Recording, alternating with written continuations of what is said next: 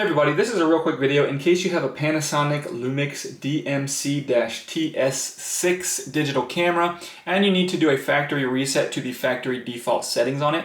Now you're going to want to do this for one of two reasons. The first one is troubleshooting. If you're having any issues with this camera where it's bugging or glitching or not working for some reason, this reset will fix a lot of these bugs.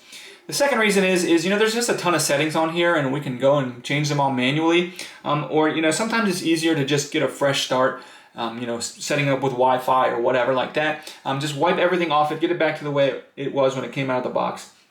And it's super easy to do. All we need to do on here is with the camera on, we're just going to hit the menu set button here to open the menu over here. And then we're just going to toggle through to the setup wrench icon submenu. And from the setup wrench icon submenu, we'll select the reset option.